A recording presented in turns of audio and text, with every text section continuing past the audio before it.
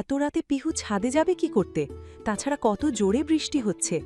এই বৃষ্টির মধ্যে ছাদে কেন যাবে? লাফিয়ে উঠে দাঁড়ান আসলাম সাহেব। হন্তধন্ত ভঙ্গিতে ছাদের দিকে পা বাড়ান। ছাদ বাদে পুরো বাড়ি দেখা হয়ে গেছে, কিন্তু পিহু কোথাও নেই। থাকলে ছাদেই থাকতে পারে। হন্তধন্ত ভঙ্গিতে ছাদের দরজার সামনে এসে পা জোড়া থমকে যায় আসলাম সাহেবের।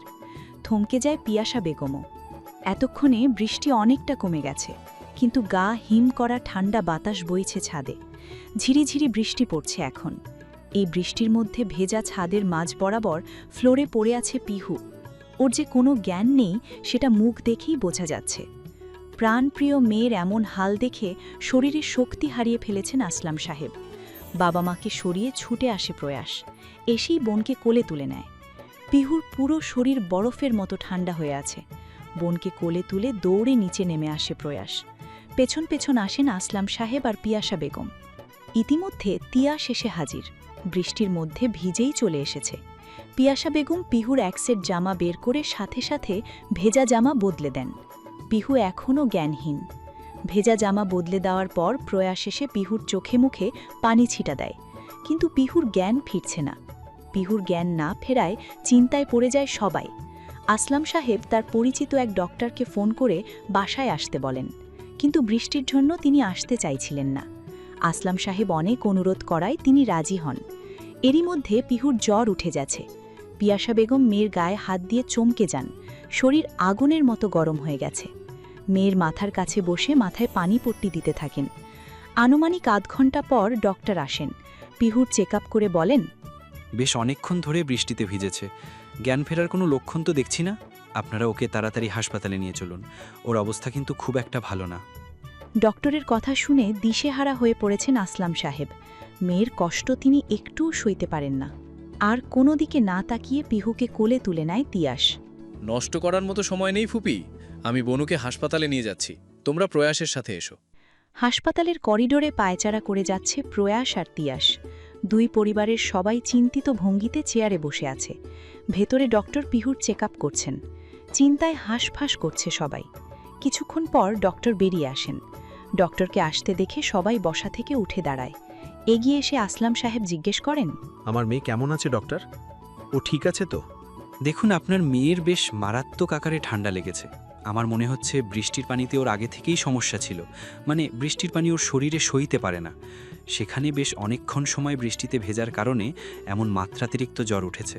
আর আমার মনে হচ্ছে জ্বরটা স্বাভাবিক নয়, নিউমোনিয়ার একটা আশঙ্কা দেখা দিচ্ছে। আমরা ওনার কিছু টেস্ট করতে দিয়েছি, রিপোর্ট পেলেই সবটা ক্লিয়ার হবে। আপাতত কিছুদিন তাকে হাসপাতালেই রাখতে হবে। ডক্টর, ওর জ্ঞান ফিরেছে কি? এখনও জ্ঞান ফেরেনি, তবে কাল সকালের মধ্যে জ্ঞান ফিরে আসবে। আমি এখন যাচ্ছি, রিপোর্ট আসলে বাকিটা বলবো। কথাগুলো বলেই ডক্টর সেখান থেকে চলে যান। পিয়াসা বেগম আঁচলে মুখ চেপে কাটতে থাকেন। মেয়ের এমন অসহায় মুখ তিনি আর সইতে পারছেন না। এখন রাতের দ্বীপ্রহর। পিহুর কেবিনের সামনে বসে আছে তিয়াস আর প্রয়াস। বাকিদের সবাইকে পাশের একটা খালি কেবিনে বিশ্রাম করার জন্য পাঠিয়ে দিয়েছে। তবে পিয়াসা বেগম একটু পরপর এসে খবর নিয়ে যাচ্ছেন পিহুর জ্ঞান ফিরেছে কিনা। এমন সময় সেখানে রাউন্ডে একজন ডক্টর আসেন, হাতে তার একটা ফাইল, মুখে মাস্ক। ডক্টরকে দেখে ভ্রু কুঁচকে যায় তিয়াসের। এটা তো সেই ডক্টর নয় যে পিহুর চেক করল। তাছাড়া ডক্টরের চোখ দুটো তিয়াসের কেমন চেনা চেনা রাখছে। তাকে ডেকে তিয়াস কিছু বলতে যাবে, তার আগেই ডক্টর সোজা পিহুর কেবিনে ঢুকে পড়েন। তিয়াসকে আর কিছু বলার সুযোগই দেন না। ভেতরে ঢুকেই পায়ের গতি কমিয়ে দেয় সে। ধীর পায়ে এগিয়ে আসে পিহুর দিকে। হাসপাতালের ছোট্ট বেডে শুয়ে আছে পিহু। গায়ে জড়ানো মোটা দুটো কম্বল। এখনও জ্ঞান ফেরেনি মেয়েটার। হাতের ফাইলটা পাশের টেবিলে রেখে টুল টেনে পিহুর পাশে বসে পড়ে ডক্টর রূপী সেই আগন্তুক। স্থির চোখে তাকিয়ে থাকে পিহুর শুকনো মুখের দিকে। পিহুর পাশে টুলের ওপর স্থির হয়ে বসে আছে তুরান। মুখের মাস্কটা টান দিয়ে খুলে ছুঁড়ে ফেলে দেয়। ছলছল চোখে তাকায় পিহুর দিকে। সাদা কম্বল গায়ে জড়িয়ে নিথর হয়ে শুয়ে আছে পিহু। তুরান কিছুটা এগিয়ে এসে পিহুর বাম হাত নিজের হাতের মুঠোয় পুড়ে নেয়। হাতটা ধরতেই চমকে ওঠে তুরান। পিহুর শরীর জ্বরে পুড়ে যাচ্ছে। জ্বর যে বিন্দুমাত্র কমেনি সেটা তুরান বেশ বুঝতে পারছে। শক্ত করে হাতটা ধরে ধীর কণ্ঠে তুরান বলে, ইচ্ছে করে এমন করেছিস তাই না? তুই জানিস বৃষ্টিতে ভিজলে তোর জ্বর আসবে, তবুও ভিজেছিস কেন?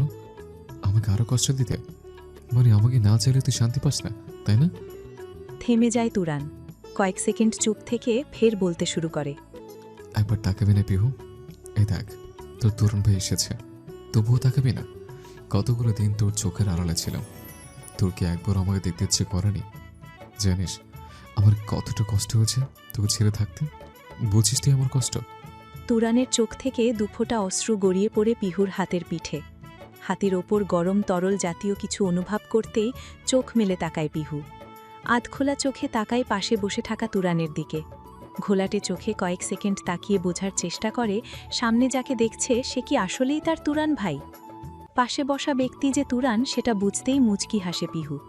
এদিকে পিহুকে চোখ খুলতে দেখেই কিছুটা অপ্রস্তুত হয়ে যায় তুরান। পিহুর সামনে ধরা পড়ে গেল কি? ব্যস্ত হয়ে উঠে চলে যেতে পা বাড়ায়, তখনই পিহু তুরানের হাত শক্ত করে ধরে ফেলে। আপনি এসেছেন তুরান ভাই? এর মানে মেঘনা আপনার কাছে আমার চিঠি দিয়েছে? আপনি আমার চিঠি পড়ে ফিরে এসেছেন? ভ্রু কুঁচকে যায় তুরানের। পিহুর কথার কোনো মানেই তুরান বুঝতে পারছে না। মানে কোন চিঠি? আর কিসের চিঠি? হেসে ফেলে পিহু। আপনার তো বাদাম খাওয়া দরকার তুরান ভাই, এত তাড়াতাড়ি ভুলে গেলেন? আরে আমি তো তখন মেঘদের কাছে বলেছিলাম আমার একটা চিঠি আপনার কাছে পৌঁছে দিতে, আপনি যেন বাড়ি ফিরে আসেন সেটাই লিখতে চেয়েছিলাম আমি।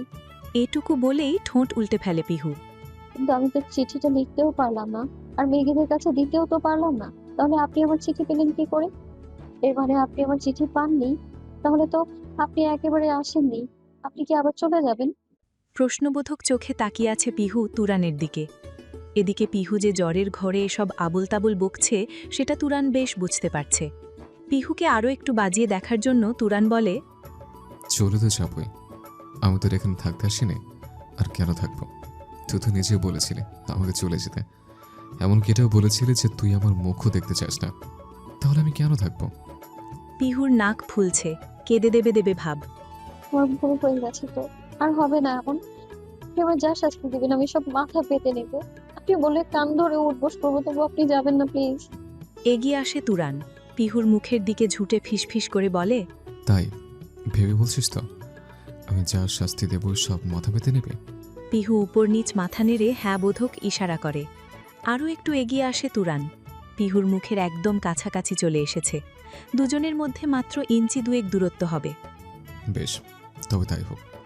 শাস্তির জন্য তৈরি থাকিস, তবে মনে রাখিস তোর শাস্তি কিন্তু ছোটখাটো হবে না।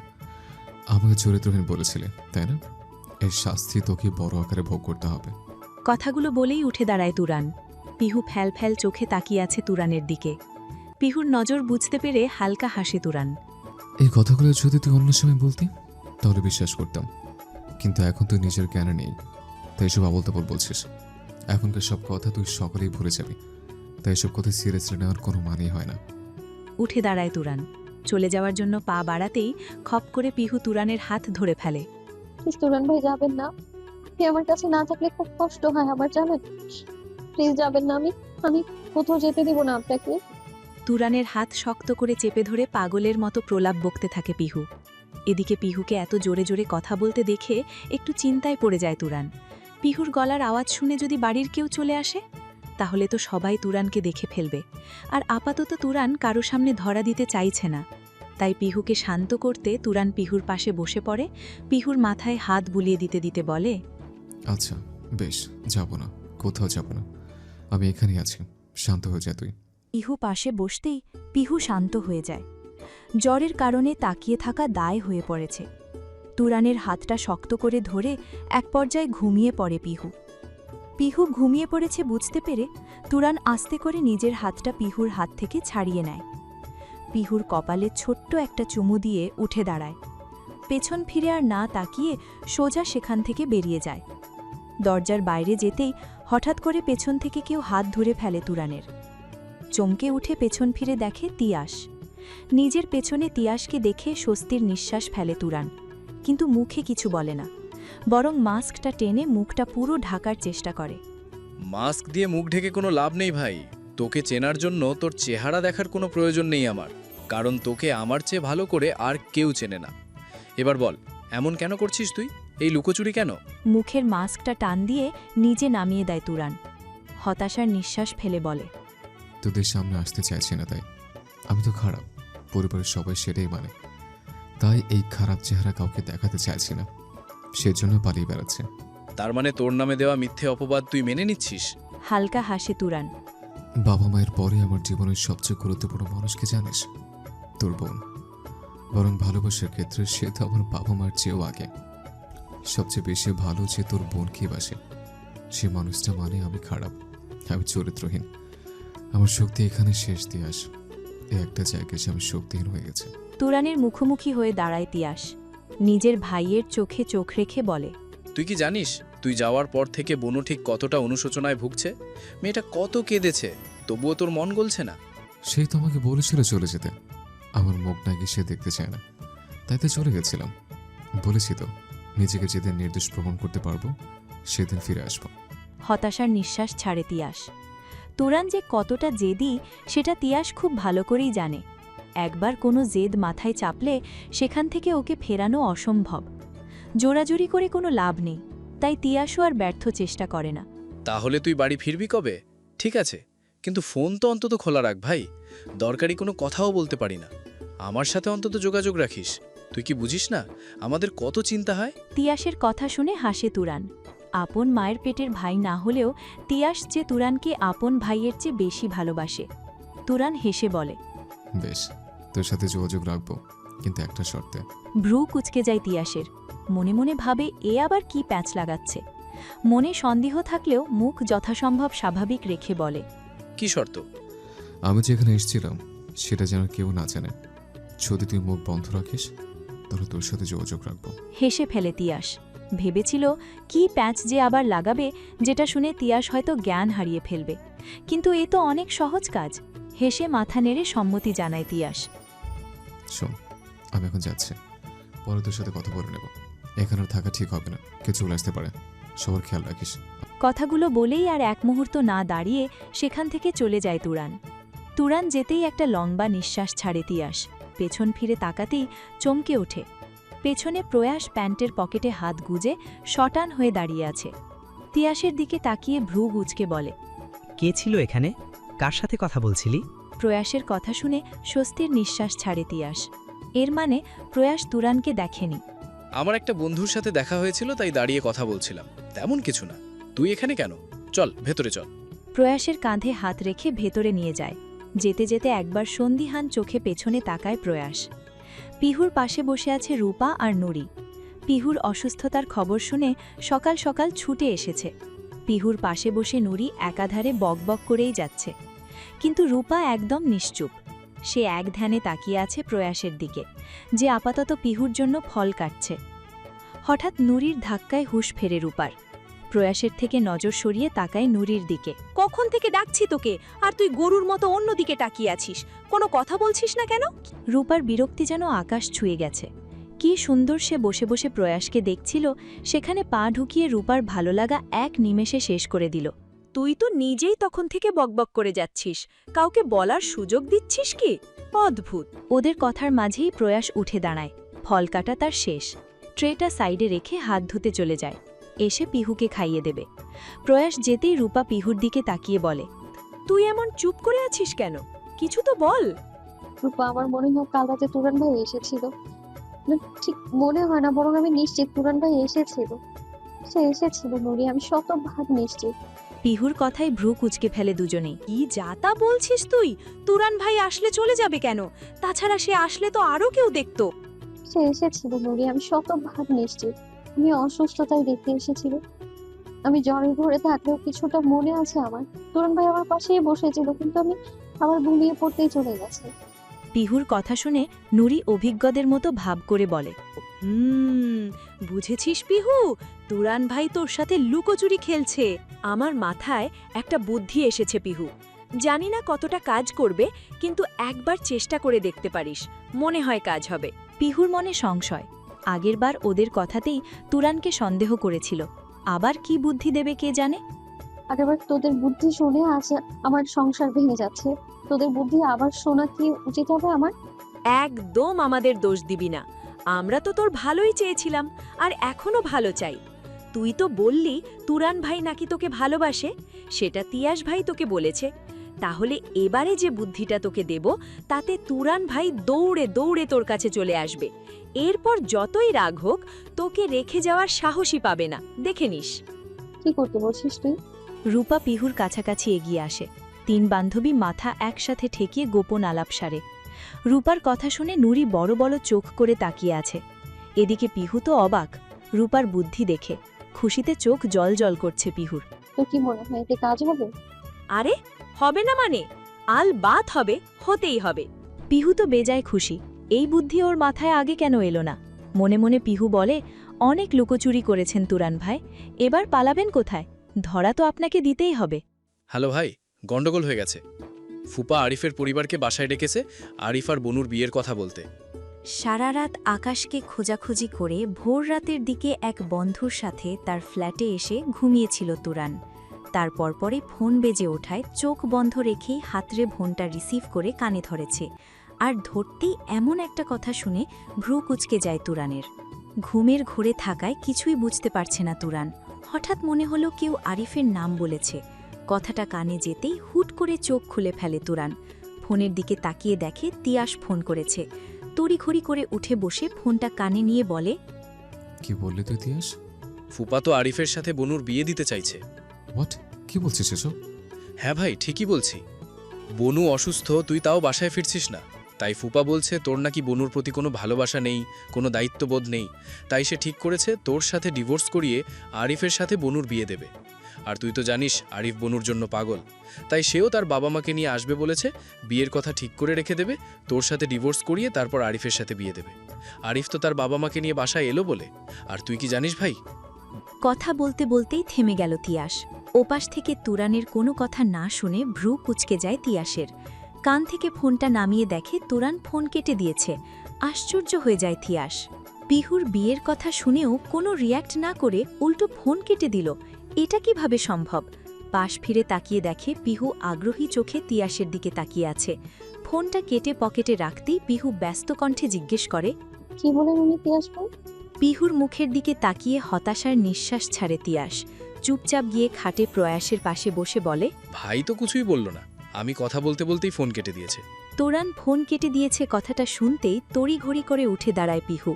দৌড় লাগায় সোজা দরজার দিকে। পিহুকে এমন দৌড়াতে দেখে প্রয়াস বলে, বনু সাবধানে, তোর শরীর দুর্বল, পড়ে যাবি তো। পিহুর যেন আর কারো কথা শোনার সময় নেই। একবার পেছন ফিরে ব্যস্ত কণ্ঠে বলে, তুরান ভাই যে কোনো মুহূর্তে চলে আসবে, তোমরা তাড়াতাড়ি চলো, হাতে সময় নেই। এটুকু বলেই সোজা দৌড়ে নিচে নেমে এসেছে। এদিকে পিহুর কথা শুনে বোকার মতো তাকিয়ে আছে তিয়াস আর প্রয়াস। পিহুর সব কথা যেন ওদের দুজনের মাথার উপর দিয়ে গেল। কিছুক্ষণ ওভাবেই বসে থেকে উঠে দাঁড়ায় প্রয়াস। যা হবে দেখা যাবে, এখন নিচে চল, ওখানে আমাদের থাকাটা জরুরি। নিচে আরিফের বাবা মা আর আরিফ বসে আছে। একটু আগেই তারা এসেছে। সোফায় বসে আপাতত চা খাচ্ছে সবাই। চায়ের কাপে শেষ চুমুক দিয়ে কাপটা টেবিলে রেখে পিহুর দিকে তাকায় আরিফ। এত জরুরি তলব করার কারণ কি পিহু? বলো কি বলতে চাও? পিহুর দৃষ্টি এলোমেলো, বসে থেকেই ছটপট করছে। আরিফের ডাকে ফিরে তাকায় পিহু, স্থির হয়ে বসে। বোকার মতো হেসে বলে, বিয়ের বিষয়ে কথা বলতে গেছিল। বিয়ের কথা শুনে রসগোল্লার মতো চোখ করে তাকায় আরিফ। মনে হচ্ছে হঠাৎ করেই বিশাল বড় পাহাড় ওর মাথার উপর ভেঙে পড়েছে। নিজের কানকেই যেন বিশ্বাস করতে পারছে না। পিহু ওকে বিয়ে করতে চাইছে। আরিফের মনে হচ্ছে ও যেন স্বপ্ন দেখছে। আসলাম সাহেব চুপচাপ বসে মেয়ের গতিবিধি পর্যবেক্ষণ করছেন। কোনো কথা না বলার কারণ হল পিহু এই নাটকে তাকেও সামিল করেছে, আর একমাত্র মেয়ের আবদার সুরে তিনি মানা করতে পারেননি। তাই তো চুপচাপ বসে আছেন। পিয়াসা বেগম নাশতা তাদের সামনে রেখে পাশে এসে দাঁড়ান। দক্ষ নজরে তাকিয়ে থেকে বোঝার চেষ্টা করেন যে এখানে কি হচ্ছে। এদিকে পিহু বসেছে সোজা দরজা বরাবর মুখ করে, বারে বারে দরজার দিকে তাকাচ্ছে। কখন যেন তুরান চলে আসে। পিহুর বিশ্বাস তিয়াসের ফোন কেটে দেওয়ার মানে তুরান সেই মুহূর্তে বাসায় আসার জন্য বেরিয়ে পড়েছে, এবং হলোও তাই। কিছুক্ষণ পরেই পিহু দেখে তুরান গেট দিয়ে বাসায় ঢুকছে। চোখ মুখ তার বেজায় শক্ত। একটা শুকনো ঢোক গেলে পিহু। রূপার কথায় এই নাটকটা সাজিয়েছে ঠিকই, কিন্তু মনে মনে পিহুর ভীষণ ভয় করছে। তুরানের রাগ সম্পর্কে পিহু আগে থেকেই অবগত। রেগে গেলে যে তুরান কতটা হিংস্র হতে পারে সেই ধারণা পিহুর আছে। মনে মনে সাহস জুগিয়ে সোজা হয়ে বসে পিহু। আজ যা হওয়ার হবে, কিন্তু তুরানের মুখ থেকে ভালোবাসার কথা বের করেই ছাড়বে পিহু। তুরানের দিক থেকে চোখ সরিয়ে পিহু আসলাম সাহেবের দিকে তাকায়। চোখের ইশারায় কিছু বোঝাতেই আসলাম সাহেব হালকা কেশে আরিফের বাবার দিকে তাকান। আসলে আপনার ছেলে আরিফের বিয়ের বিষয়ে কথা বলতে আপনাদের ডেকেছিলাম। জি ভাই, বলুন। আসলে ভারী আপনার ছেলেকে আমার অনেক পছন্দ হয়েছে। অনেক ভদ্র ছেলেটা আপনার। তাই আমি ভেবেছি আমার। আর কিছু বলতে পারেননি আসলাম সাহেব। তার আগেই তুরান উপস্থিত হয়। পিহুর হাত ধরে টান দিয়ে দাঁড় করিয়ে আরিফের দিকে আগুন চোখে তাকায়। কোনো বিয়ে হবে না এখানে। ভ্রু কুঁচকে যায় আরিফের বাবা মায়ের। তুরানের দিকে জিজ্ঞাসু দৃষ্টিতে তাকিয়ে আরিফের বাবা বলেন, এ কি, তুমু কে? এভাবে হঠাৎ করে কথার মাঝে ঢুকে পড়লে কেন? রাগে তুরানের শরীর থর থর করে কাঁপছে। চোখ দিয়ে যেন আগুন ঝরছে। আগুন চোখে একবার আসলাম সাহেবের দিকে তাকিয়ে আরিফের দিকে তাকায়। দৃষ্টি আরিফের দিকে রেখেই বলে, আমি কি সেটা আপনার ছেলে খুব ভালো করে জানে। আমার পরিচয় না হয় আপনার ছেলের থেকেই শুনে নিন। কথাটা বলেই পিহুল হাত শক্ত করে ধরে টানতে টানতে নিয়ে যায় তুরান। পিহুও ভয়ে ভয়ে তুরানের সাথে পা মেলাতে থাকে, কিন্তু ঠিকভাবে হাঁটতেও পারছে না। তুরানের লম্বা লম্বা কদমের সাথে তাল মিলিয়ে হাঁটতে গিয়ে পিহুকে দৌড়াতে হচ্ছে। এক প্রকার দৌড়েই বাসায় চলে আসতে হয়। ভেতরে ঢুকেই কোনো দিকে না তাকিয়ে তুরান সোজা পিহুকে নিজের রুমে নিয়ে যায়। ড্রয়িং রুমে সবাই বসেছিল। তখন হঠাৎ তুরানকে আসতে দেখে অবাক হয়ে যায় সবাই। কিছু বলার আগেই তুরান ঝড়ের গতিতে পিহুকে নিয়ে রুমে চলে যায়। তাহমিনা পিছু পিছু গিয়েছিল পিহুকে ছাড়াতে, কিন্তু তাতে লাভ হয়নি। তার আগেই তুরান ধুম করে দরজা আটকে দিয়েছে। দরজা আটকে পিহুর হাত ধরে টেনে এনে বিছানার ওপর ছুঁড়ে মারে। খাটের মাথার সাইডের কাঠের সাথে আঘাত লেগে ডান হাতে ব্যথা পায় পিহু। উঠে বসে বাঁ হাত দিয়ে ব্যথা লাগা হাতটা ধরে তাকায় তুরানের দিকে। কিছু বলার জন্য ঘুরে তাকালেও তুরানের মুখের দিকে তাকিয়ে কথা বলা থেমে যায় পিহুর। বুকের ভেতর ধরফর করছে। তুরানের চেহারা রাগে প্রচণ্ড হিংস্র লাগছে। পিহু ভয়ে ভয়ে তাকিয়ে থাকে তুরানের দিকে। পিহু জানত এই দুঃসাহস দেখানোর পরিণাম ভয়ানক হবে। জেনেই তো এমন করেছে, তাই মনে মনে নিজেকে সাহস দিতে থাকে। কিন্তু বেশিক্ষণ শান্ত থাকতে পারে না পিহু, কারণ মুহূর্তের মধ্যেই তুরান এগিয়ে এসে পিহুর দুই বাহু ধরে খাটের সাথে চেপে ধরে। এত বড় সাহস তুই পেলি কোত্থেকে? কোন সাহসে তুই আরিফকে তোর বাড়িতে আসতে দিয়েছিস? আমার জায়গায় অন্য কাউকে বসানোর কথা ভাবলি কি করে তুই, বল? তুরানের এমন বাঢ়ের মতো গর্জন করায় পিহুর হৃৎপিণ্ড ভয়ে বেরিয়ে আসার উপক্রম। ভয়ে থরথর করে কাঁপছে পিহু। এদিকে তুরান পিহুর বাহু এত শক্ত করে চেপে ধরেছে যে ব্যথায় মনে হচ্ছে অসাড় হয়ে যাচ্ছে। পিহু নড়াচড়া করে তুরানের হাত ছাড়ানোর চেষ্টা করে। প্লিজ, লাগছে আমার। তুরানের রাগ যেন ধীরে ধীরে আরও বাড়ছে। পিহুর হাত আরও একটু শক্ত করে চেপে ধরে বলে, আমি উত্তর চাই পিহু। চোখ বন্ধ করে নিজেকে শান্ত করে পিহু। ঢোক গিলে মনে মনে গুছিয়ে রাখা কথাগুলো মনে করে বলতে শুরু করে। তাতে আপনার কি? আপনি তো আমায় ভালোবাসেন না, তাতে কষ্ট দিতে একটুও ভাবেন না। যখন তখন ছেড়ে চলে যান। তাহলে আমি যদি এমন কাউকে বেছে নিই যে আমায় ভালোবাসে, তাহলে দোষের কি সেটা? এতে আপনিও মুক্তি পাবেন আর আমিও একটা সুস্থ জীবন পাবো। পিহুর কথা যেন আগুনে ঘি ঢালার মতো কাজ করল। তুরানের চোখ আগের চেয়ে আরও বেশি লাল হয়ে গেল। রাগে কপালের রগ ফুলে উঠেছে। রেগে পিহুকে ধাক্কা দিয়ে ঠেলে দিল বিছানায়। পিহুর দুই দিকে হাত রেখে ঝুঁকে গেল। দাঁতে দাঁত চেপে বলল, খুব সাহস বেড়ে গেছে, তাই না? তুই আমাকে রেখে অন্য কারো কাছে যাবি, অন্য কোনো ছেলেকে তোর জীবনে নিয়ে আসবি। তুই ভাবলে কিভাবে এটা আমি হতে দেব? এটুকু বলেই পিহুর ওপর থেকে উঠে যায় তুরান। অত্যাধিক রাগে দেবালে সজোরে ঘুষি বসিয়ে দেয়। তুরান আজ কেমন যেন পুরো উন্মাদের মতো আচরণ করছে। বেডের পাশে টেবিলের সব কিছু হাত দিয়ে ধাক্কা দিয়ে ফেলে দেয়।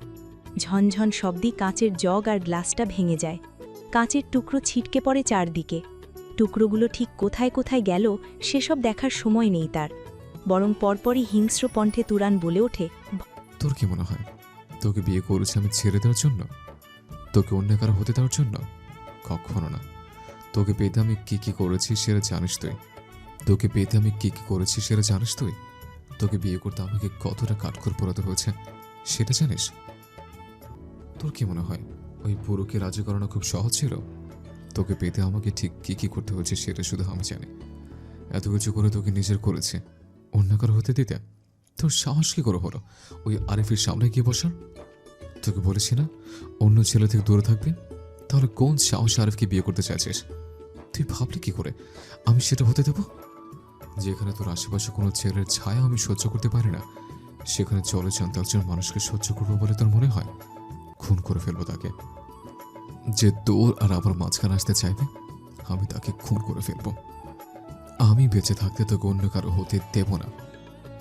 তুই শুধু আমারই, সারা জীবন আমারই থাকবে। অন্য কোনো ছেলেকে তোর জীবনে আসা তো দূরের কথা, তোর আশেপাশে আমি ফিরতে দেব না। এটা এই তাকরিম আহমেদ তুরানের ওয়াদা। ভয়ে থরথর করে কাঁপছে পিহু। চোখ থেকে ঝরঝর করে পানি ঝরছে, গলা দিয়ে কোনো আওয়াজই বের হচ্ছে না। তুরানের এই ভয়ঙ্কর রূপ পিহু আগে কখনো দেখেনি। এর আগে তুরান রেগেছে, কিন্তু এতটা রাগ কখনো দেখায়নি। মনে ভয় নিয়ে কাঁপা কাঁপা কণ্ঠে পিহু বলে, এমন কেন করছেন আপনি? কথাটা শেষ করতেই তুরান চিৎকার করে বলে ওঠে। কারণ আমি তোকে ভালোবাসি ইডিয়েট, আমি তোকে ভালোবাসি। থেমে যায় তুরান, পিহুর দিকে তাকিয়ে বলে, ঠিক বলেছিস তুই, তোরও ভালোবাসা পাওয়ার অধিকার আছে, কিন্তু সেটা শুধুমাত্র আমার থেকে। অন্য কারো থেকে ভালোবাসা পাওয়ার কথা ভাবলে কি করে? অনেক বড় ভুল করে ফেলেছিস পিহু, অনেক বড় ভুল করেছিস। এর শাস্তি অনেক বড় হবে। তোর ভালোবাসা পাওয়ার শখ আমি সারা জীবনের জন্য মিটিয়ে দেব। ভালোবাসা চাইতো তোর, দেখে কিভাবে সহ্য করিস। বলতে বলতে পরনের শার্ট খুলে ছুঁড়ে ফেলে দেয় তুরান। হঠাৎ তুরানের এহেন আচরণে বড় বড় চোখ করে তাকায় পিহু। এ তো হিতের বিপরীত হয়ে গেল। এটা তো পিহু চায়নি। তুরানকে আটকাবে তার আগেই তুরান ঝাঁপিয়ে পড়ে পিহুর ওপর। 2 হাত বিছানার সাথে শক্ত করে চেপে ধরে পিহুর গলায় মুখ ডুবিয়ে দেয়। এদিকে পিহু পুরো হতবাক।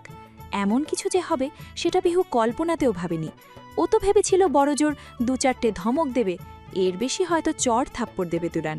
কিন্তু এমন কিছু হবে সেটা ধারণা ছিল না পিহুর।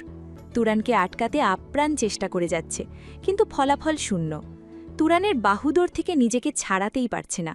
এদিকে তুরানের মতো লম্বা স্বাস্থ্যবান পুরুষের কাছে পিহু যেন একটা ছোট্ট বাচ্চা।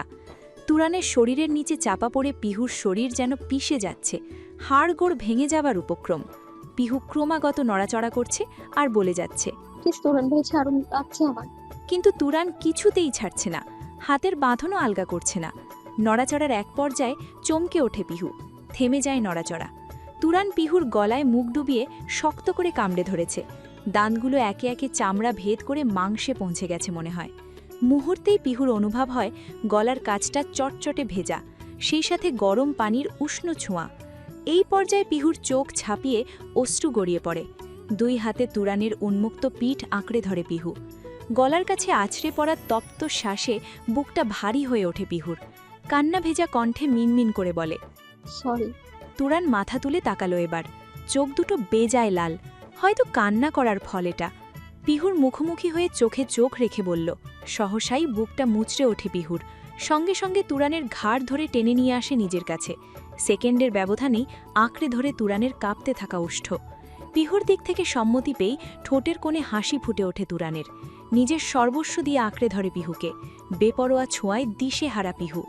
শক্ত হাতে খামচে ধরে তুরানের উন্মুক্ত পিঠ। উন্মাদনা বাড়ে তুরানের। এক অপার্থিব সুখের জোয়ারে ভেসে যায় 2টি দেহ। পুরুষালী দেহের পিষ্টনে নাজেহাল দশা পিহুর। তুরান যেন আজ দিন দুনিয়ার চিন্তা ভুলে বসেছে। বহু কাঙ্ক্ষিত কিছু পাওয়ার খুশিতে নিজেকেই ভুলে গেছে। অসহ্য সুখে কাতর করে তবেই ছাড়ে পিহুকে। এদিকে দিশেহারা পিহুর যেন জ্ঞান হারানোর উপক্রম। চারিদিকে পিনপতন নীরবতা। বন্ধ রুমে তুরানের ভারী নিঃশ্বাস আর পিহুর হালকা ফোপানোর আওয়াজ শোনা যাচ্ছে শুধু। খোলা জানালার পর্দা ভেদ করে এক মুঠো রোদ এসে পড়েছে পিহুর মুখের ওপর। চোখ খিচে বন্ধ করে ফুপিয়ে কাঁদছে পিহু। কান্নার ফলে ফর্সা নাক লাল হয়ে গেছে। ফোলা ফোলা গাল দুটো আরও বেশি ফোলা লাগছে। সবকিছু গভীর চোখে পর্যবেক্ষণ করে চলেছে তুরান। পিহুর কান্নারত মুখটাও তুরানের চোখে মারাত্মক সুন্দর লাগছে। হঠাৎ তুরান অনুভব করে পিহুর শরীরের কম্পন। বেগতিক হাড়ে কাঁপছে পিহুর পুরো শরীর। তুরানের এতক্ষণের সব রাগ গলে পানি হয়ে গেছে ততক্ষণে। ছোট্ট একটা নিঃশ্বাস ফেলে পিহুর ওপর থেকে উঠতে লাগে তুরান, কিন্তু উঠতে আর পারে না। পিহুর হাতে বাধা পেয়ে আবারও পিহুর ওপরেই পড়ে যায়। পিহু শরীরের সর্বোচ্চ শক্তি দিয়ে শক্ত করে তুরানকে জড়িয়ে ধরে আছে। তৎক্ষণাৎ শোনা যায় পিহুর নিচু কণ্ঠের কিছু বাক্য। খুব খারাপ, পুরো বিধ্বস্ত করে দিয়েছেন আমায়। তুরানের ঠোঁটের কোণে মৃদু হাসি। খানিকটা ঝুঁকে পিহুর কানে কানে গিয়ে বলে, থাকতে বলে এভাবে? পিহু আর কোনো জবাব দিল না। তখনও মেয়েটা চোখ বন্ধ করে আছে। তুরান দুষ্টু স্বরে ফিসফিস করে বলে, ফট করে চোখ খুলে তাকায় পিহু। ধাক্কা দিয়ে তুরানকে নিজের ওপর থেকে সরিয়ে দেয়। লজ্জায় হাঁসফাঁস করতে করতে বলে, সরুন তো। তুরান ঠোঁট কামড়ে হাসে। পিহু ঝটপট উঠতে গিয়ে ফ্লোরে পা ফেলতেই আচমকা ব্যথাতুর আর্তনাদ করে ওঠে। তুরান চমকে উঠে পিহুর দিকে তাকায়। চেক করতে গিয়ে তৎক্ষণাৎ তুরানের নজর যায় পিহুর পায়ের দিকে। ভাঙা কাঁচের একটা টুকরো পিহুর পায়ে গেঁথে আছে। সেখান থেকে চুইয়ে চুইয়ে রক্ত ঝরছে। এই পর্যায়ে তুরানকে বেশ অস্থির দেখায়। তড়িঘড়ি করে নিচে হাঁটু মুড়ে বসে পিহুর পা টেনে নিজের হাঁটুর ওপর নেয়। আতঙ্কিত কণ্ঠে বলে, বুঝতে পারিনি। এই পর্যায়ে থেমে যায় তুরান। কোচকানো ভ্রুও সমতল হয়। ফুস করে নিঃশ্বাস ছেড়ে ব্যস্ত হয়ে পড়ে পিহুর পায়ের দিকে। ড্রয়িং রুমে সবাই পায়চারি করে যাচ্ছে। কি হচ্ছে ভেতরে কেউ বুঝতে পারছে না। চিন্তিত শৌফিক সাহেব মাথা চেপে ধরে সোফায় বসে পড়েন। এই ছেলের জন্য আর কত চিন্তা করতে হবে কে জানে। ছেলেটা এতটাই চাপা যে পেটে বোমা ফেললেও তার মুখ থেকে কথা বেরোয় না।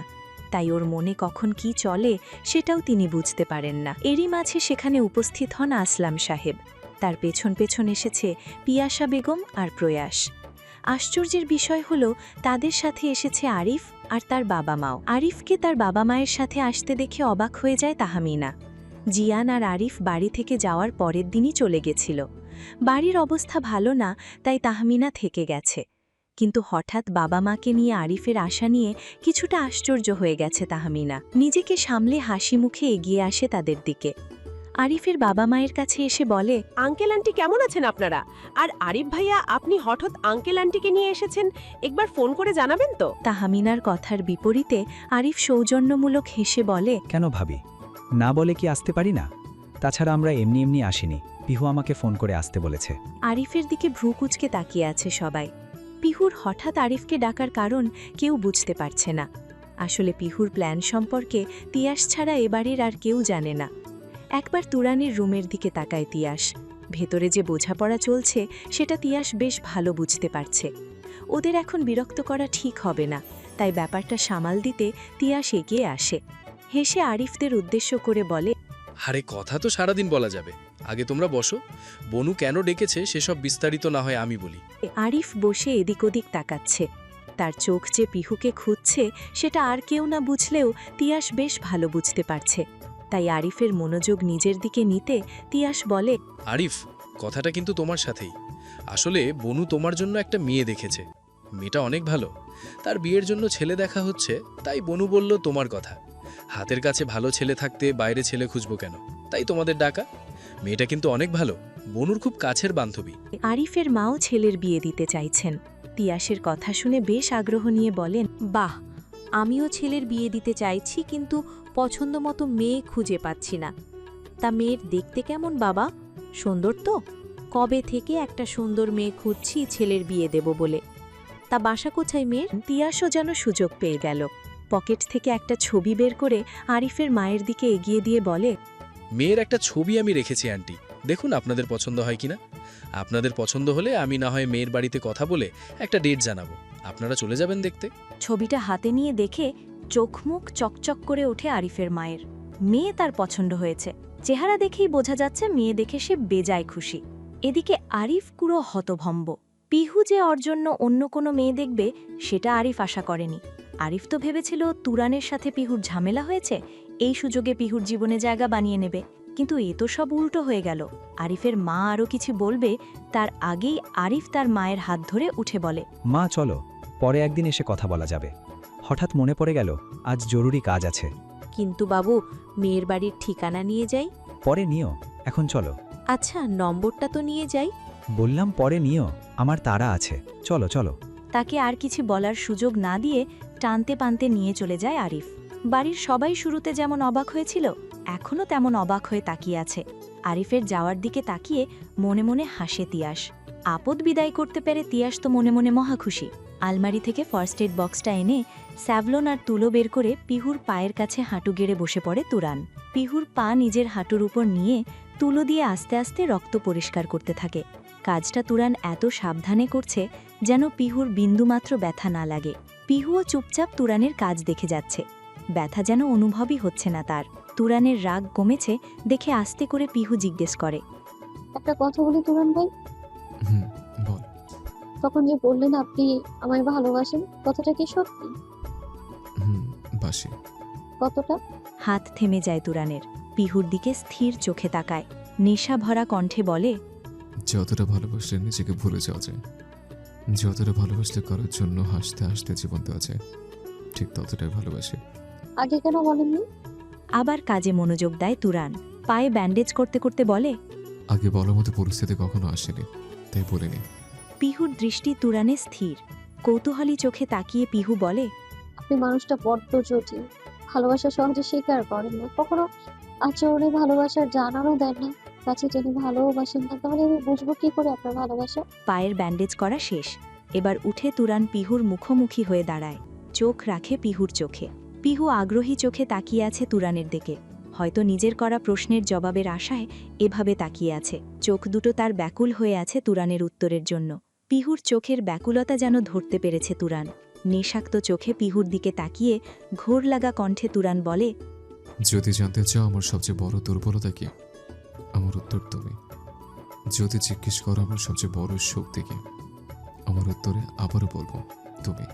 থেমে যায় তুরান, একটু দম নিয়ে ফের বলতে শুরু করে, তুমি আমার প্রেম, তুমি আমার নেশা, তুমি আমার ভালো লাগা, তুমি আমার ভালোবাসা, তুমি আমার একমাত্র অসুখ, সেটা আমাকে ভেতর থেকে কাবু করতে পারে। আর এই অসুখে আমি সেদিন থেকে আক্রান্ত হয়েছে, যেদিন আমার এই মন তোমাকে দিয়েছে। আশা করি সব প্রশ্নের উত্তর পেয়ে গেছ।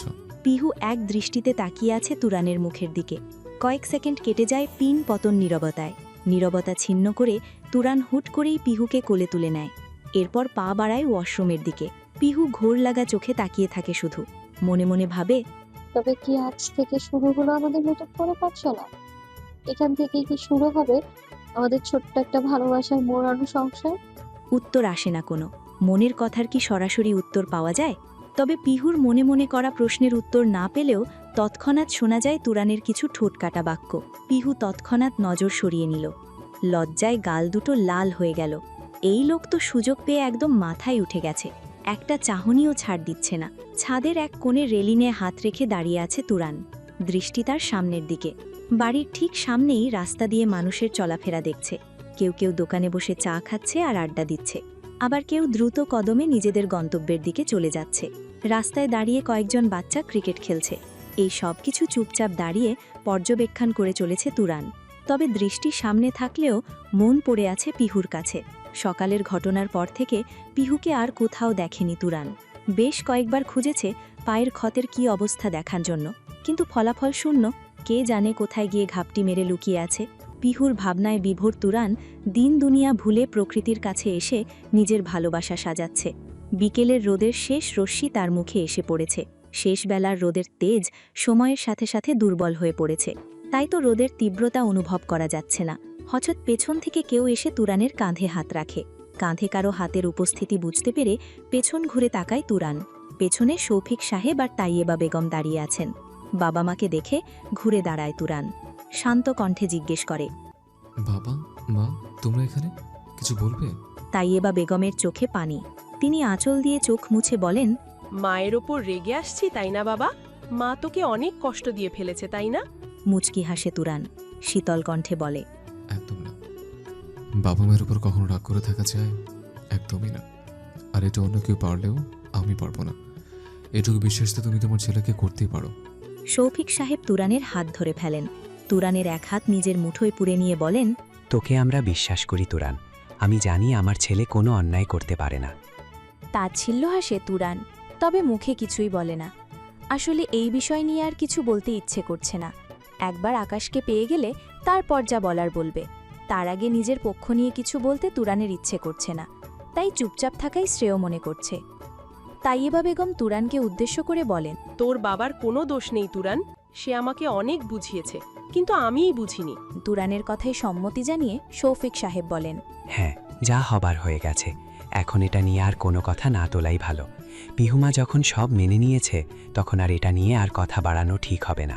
এমন সময় তুরানের ফোন বেজে ওঠে। ফোনটা রিসিভ করে কানে ধরতেই ঠোঁটের কোণে হাসি ফুটে ওঠে তুরানের। আসছি বলেই ফোনটা কেটে পকেটে রাখে। বাবা মায়ের দিকে তাকিয়ে বলে, একটা কাজে বের হচ্ছে, ফিরতে সন্ধ্যা হয়ে যাবে। তোমরা পিহুকে খুঁজে বাসে নিয়ে আসো। আর হ্যাঁ, সন্ধ্যার সময় উপস্থিত থাকবে, একটা বিষয় দরকার আছে। কথাগুলো বলেই দৌড়ে ছাদ থেকে নিচে নেমে যায় তুরান। ড্রয়িং রুমে উপস্থিত হয়েছে পরিবারের সবাই। তুরানের কথা মতো আসলাম সাহেব, প্রিয়াশা বেগম আর প্রয়াসও চলে এসেছে। একটু পর সেখানে উপস্থিত হয় জেরিন। এই সময় জেরিনকে এখানে দেখে সবাই অবাক হয়ে যায়। সবার মনের প্রশ্ন হয়তো বুঝতে পারে জেরিন, তাই কেউ কোনো প্রশ্ন করার আগেই বলে। তুরান আসতে বলেছে শুনে কেউ আর কোনো প্রশ্ন করে না। তাই এবা বেগম জেরিনকে পাশের সোফায় বসতে দেন। মাঝের সোফায় বসে আছে বাড়ির বড়রা, তাদের মধ্যে বসে আছে পিহু। হঠাৎ পিহুর পায়ে ব্যান্ডেজ দেখে সবাই বিচলিত হয়ে পড়েছে। একের পর এক প্রশ্ন করেই যাচ্ছে সবাই যে এটা কিভাবে হলো, কি করে কাটল। এদিকে পিহু বেচারি পড়েছে বিপাকে, সত্যিটা কাউকে বলতেও পারছে না। যদি সবাই জানে যে তুরানের জন্য পিহুর পা কেটেছে, তাহলে আবার একটা ঝামেলা শুরু হবে। তাই উপায় না পেয়ে বানিয়ে বানিয়ে মিথ্যে কাহিনী বলে যাচ্ছে। তাহমিনা, তিয়াস আর প্রয়াস সবার থেকে কিছুটা দূরে দাঁড়িয়ে নিজেদের মধ্যে গোপন আলোচনা করছে। তুরানের এমন ঘটা করে সবাইকে ডাকার কোনো কারণ কেউ বুঝতে পারছে না। তাহমিনা তিয়াসের দিকে তাকিয়ে বল, পিয়াস, তুই তো তুরানের জানের জান, প্রাণের প্রাণ, কলিজার কলিজা, লিভার, কিডনি, ফুসফুস সব। তুরান তার পেটের সব কথা তোকে বলে, সব অপকর্ম তোরা দুটো মিলেমিশে করিস। এবার ফটাফট বলে ফেল কাহিনী কি। আর এটা একদম বলিস না যে তুই কিছু জানিস না, সেটা বললেও আমি বিশ্বাস করব না। তাহমিনার কথা শুনে হতাশার নিঃশ্বাস ছাড়ে তিয়াস। অসহায় কণ্ঠে বলে, আপু, বিশ্বাস কর, আমি সত্যি জানি না কিছু। ভাই তো আজকাল আর আমার সাথে সব কথা শেয়ার করে না। ভাই অনেক বদলে গেছে। দুই ভাইবোন কথা থামিয়ে খেয়াল করে প্রয়াস ভ্রুকুচকে পিহুর দিকে তাকিয়ে আছে। প্রয়াসের দৃষ্টি অনুসরণ করে তাহমিনা আর তিয়াসও পিহুর দিকে তাকায়, কিন্তু তেমন কিছুই তো চোখে পড়ছে না। পিহুকে সবসময় যেমন লাগে তেমনই লাগছে। তাহমিনা প্রয়াসের দিকে তাকিয়ে কৌতূহলী কণ্ঠে জিজ্ঞেস করে, তোর আলোচনায় মনোযোগ নেই কেন প্রয়াস? এখানে আমরা এত গুরুত্বপূর্ণ আলোচনা করছি আর তুই পিহুর দিকে তাকিয়ে আছিস, কি দেখছিস এভাবে? বনুর গলায় কি হয়েছে তাহু আপু? এই দাগটা কিসের? তিয়াসের কথা শুনে ভ্রু কুচকে যায় তাহমিনার। ফের পিহুর দিকে তাকাতেই চোখে পড়ে পিহুর গলার দাগ। স্পষ্ট বোঝা যাচ্ছে সেটা কোনো কামড়ের দাগ। ফর্সা শরীরে দাগটা একদম কালচে হয়ে আছে। তিয়াসের নজরে পড়তেই বড় বড় চোখ করে তাকায়, চেঁচিয়ে বলে ওঠে, বনু, তোর গলায়। আর কিছু বলতে পারে না তিয়াস।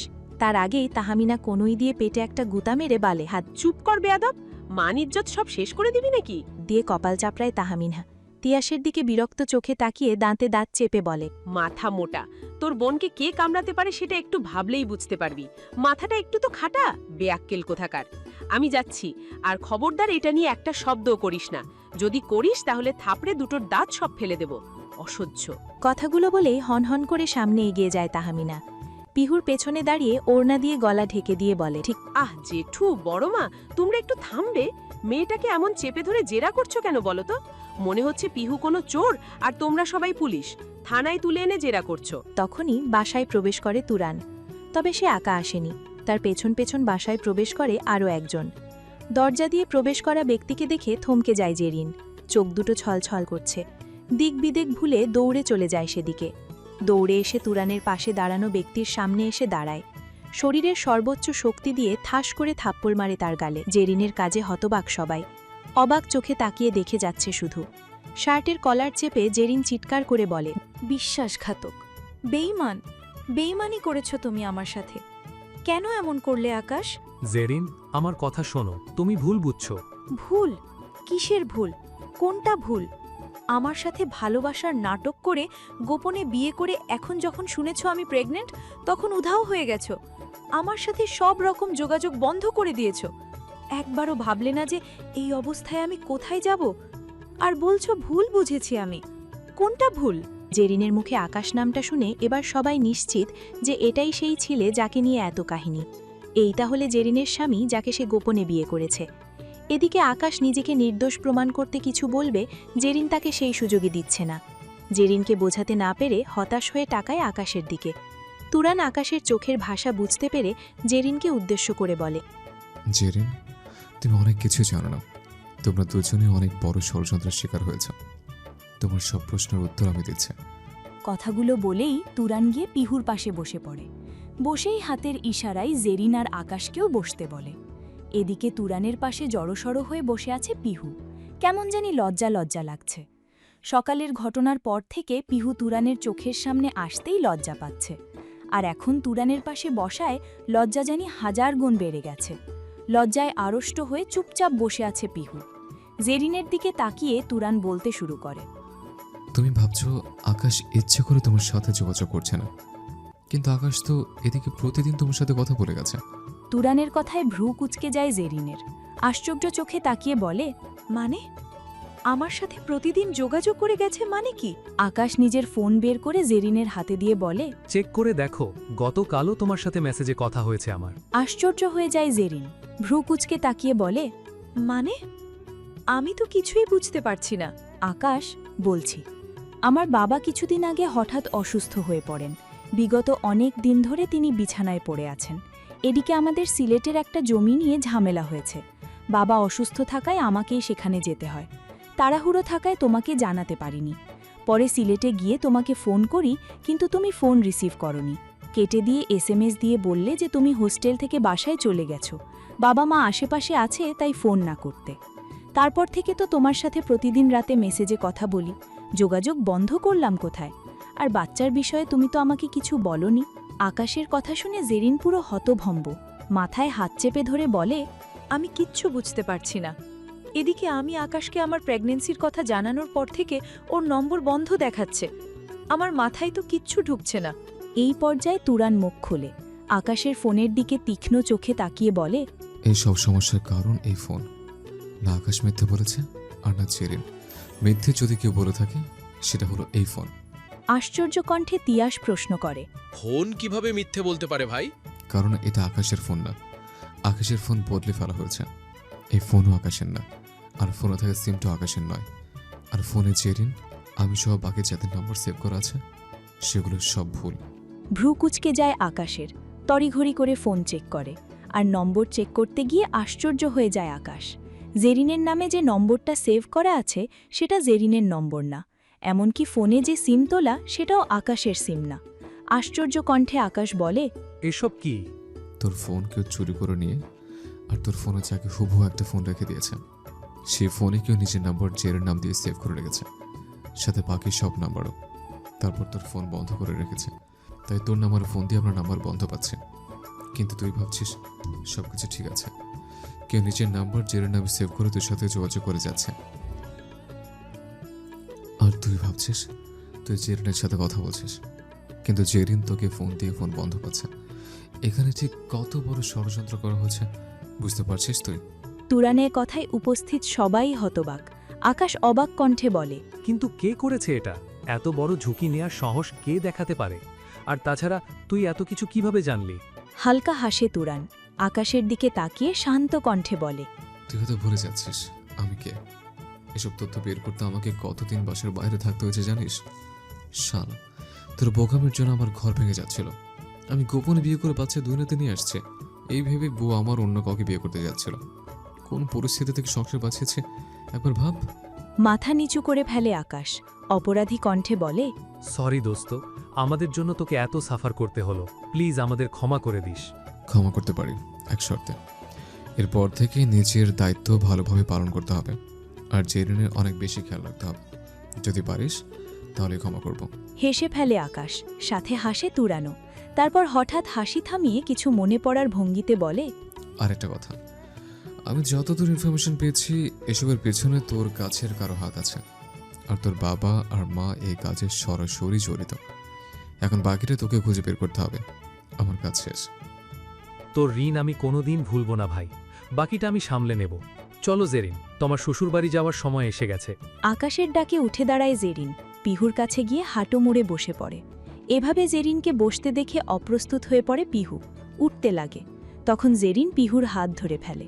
নিচু কণ্ঠে বলে, আমার জন্য তোমাদের মধ্যে অনেক ঝামেলা হয়েছে পিহু। সত্যি বলতে পিহু, তুরানের কোনো দোষ নেই, তবু বিনা দোষে তুরান অনেক শাস্তি পেয়েছে। ওকে আর শাস্তি দিও না। তুরান অনেক ভালো একটা ছেলে। জানো, আমি ওর আপন কেউ নই, তবুও আমাকে নিজের বোনের মতো ভালোবাসা দিয়েছে। যখন আমি এই বিপদে পড়ি তখন তুরান আমার মাথায় হাত রেখে বলেছিল, চিন্তা করো না, তোমার ভাই তোমার সাথে আছে। এত ঝড় তুফান, এত অপবাদ সহ্য করে আমাকে সাহায্য করে গেছে, আমাকে বোন বলেছে। তাহলে আমার জন্য যে ছেলে এত কিছু করল, তাহলে ভাবো যাকেও ভালোবাসে তার জন্য ঠিক কি কি করবে। তোমার ভাগ্য অনেক ভালো, ভাগ্যটা ধরে রেখো। জেরিনের কথা শুনে আর চোখে পাশে তাকায় পিহু। পাশে তাকাতেই দেখতে পায় তুরান একদৃষ্টিতে তাকিয়ে আছে পিহুর দিকে, ঠোঁটে তার মৃদু হাসি। সাথে সাথে লজ্জায় চোখ সরিয়ে নেয় পিহু। মনে পড়ে যায় সকালের সেই অনাকাঙ্ক্ষিত ঘটনা। তুরানের চোখে মুখে ছড়িয়ে আছে একরাশ মুগ্ধতা। মুগ্ধ নয়নে তাকিয়ে আছে পিহুর দিকে। চাহনিতে তার মিশে আছে মাদকতার নেশা। সেই নেশাক্ত চোখে বেশিক্ষণ তাকিয়ে থাকতে পারে না পিহু, সাথে সাথে চোখ সরিয়ে নেয়। ওই চোখের দিকে তাকিয়ে থাকা দুষ্কর। মনে মনে ভাবে, চোখে কি মদ ঢেলে রেখেছে নাকি? তাকালেই নেশা হয়ে যায়, নিজেকে কেমন যেন মাতাল মাতাল লাগে। পিহুর ভাবনার ছেদ ঘটে আকাশের আওয়াজ শুনে। আকাশ জেরিনকে উদ্দেশ্য করে বলে, চলো জেরিন, বাসায় গিয়ে অনেক কাজ আছে আমার। বাবা মা এমন কেন করলো সেই বোঝাপড়া আগে সারতে হবে। জেরিনের চোখ মুখে চিন্তার আভাস। চিন্তিত ভঙ্গিতে বলে, কিন্তু আকাশ, তোমার বাবা মা যদি আমাকে মেনে না নেয়? তাহলে তোমাকে নিয়ে আমি চলে যাব, আলাদা থাকবো, তবুও তোমাকে ছাড়ব না। দেখি তারা কতদিন জেদ ধরে থাকতে পারে। আর আমার বাবা, বাবাকে কিভাবে জানাবো? বাবা আমাকে মেরে ফেলবে আকাশ, তুমি জানো না তিনি কেমন। তাইয়েবা বেগমও এতক্ষণ ধরে এই চিন্তাই করছিলেন। জেরিনের বাবা অন্য ধরনের মানুষ। তিনি এগিয়ে আসেন জেরিনের দিকে, চিন্তিত স্বরে বলেন, আমি কি তোমার বাসায় কথা বলবো? আপার সাথে একবার কথা বলে দেখি। তাইয়েবা বেগমের কথা শুনে বিচলিত হয়ে পড়ে জেরিন। ভয়ার্ত কণ্ঠে বলে, প্লিজ মনি, এমন করো না। তুমি তো বাবাকে চেনো, তুমি এটা নিয়ে কিছু বললে সে তোমাকে 2-4টে বাজে কথা শুনিয়ে দেবে। আমার জন্য মাও বিপদে পড়বে, আর আমি তা চাই না। তাহলে উপায়? মায়ের কথার উত্তরে তুরান বলে, উপায় আমি বলছি। আপাতত কাউকে কিছু বলার দরকার নেই। আকাশ জেরনকে বাড়িতে নিয়ে যা, আগে তোর বাবা মাকে রাজি করা। কিছুদিন সময় দে, পরিস্থিতি স্বাভাবিক হওয়ার। তাছাড়া আমার মনে হয় নাতি নাতনি পেলে সবাই রাগ ভুলে যাবে। এত চিন্তা করার কিছু নেই। তুরানের কথার সাথে সহমত জানায় সবাই। শেষে আকাশও সম্মতি জানিয়ে জেরিনকে নিয়ে চলে যায়। জেরিন আর আকাশ চলে যেতেই পাশ ফিরে পিহুর দিকে তাকায় তুরান। লজ্জায় পিহু জড়সড় হয়ে বসে আছে, তুরানের দিকে তাকাচ্ছেই না। ব্যাপারটা বুঝতে পেরে মুচকি হাসে তুরান। তারপর হঠাৎ করেই পিহুকে কোলে তুলে নেয়। তুরানের কাজে পুরো হতবাক পিহু, বড় বড় চোখ করে তাকায় তুরানের দিকে। তারপর তাকায় ড্রয়িং রুমে উপস্থিত সবার দিকে। সবাই পিহুর মতোই বোকার মতো তাকিয়ে আছে। হুট করেই যে তুরান পিহুকে কোলে তুলে নেবে সেটা কেউ আশা করেনি। অস্বস্তিকর পরিস্থিতি থেকে বাঁচতে তাইবা বেগম রান্নাঘরে ছোটেন। পেছন পেছন যায় তার ননদার যা দুজনেই। আসলাম সাহেব একটা কাশি দিয়ে অপ্রস্তুত ভঙ্গিতে উঠে দাঁড়ান। শৌফিক সাহেব কটমট চোখে তাকান ছেলের দিকে। ছেলেটা আজকাল লজ্জা শরম যেন আলমারিতে তুলে রেখেছে। বাবার দৃষ্টি বুঝতে পেরে তুরান একটা শুকনো কাশি দেয়। শৌফিক সাহেবের দিকে তাকিয়ে বলে, কি এভাবে দেখছো কেন? আলোচনা সবার সমাপ্তি হয়ে গেছে, তাহলে এখানে আর বসে থেকে কি লাভ? পিহুর যা পায়ের অবস্থা, ও হেঁটে উপর উঠতে পারবে না। উঠতে পারলে আমি উঠতে দেব না। শ্বশুরমশাই মনে করেন তার মেয়েকে আমি ভালোবাসি না, তার মেয়ের যত্ন নেই না। এমনকি তিনি আমার বউর দ্বিতীয় বিয়েও দিতে চাইছিলেন। এখন সংসার বাঁচাতে আমাকে তো বেহায়া আর নির্লজ্জ হতেই হতো। বউকে তার অন্যের হাতে তুলে দিতে পারি না। তাছাড়া আদর ভালোবাসা ঘরের মধ্যে দিলে শ্বশুরমশাই তো আর দেখল না, তাহলে সে জানবে কি করে তার মেয়ের আমি যত্ন নিচ্ছি কি নিচ্ছি না, তাই করে তুলেছে। এতেও কি তোমাদের সমস্যা? শৌফিক সাহেব আর কিছু না বলে দ্রুত পায়ে নিজের রুমে চলে যান। তার পেছন পেছন চলে যান আসলাম সাহেবও।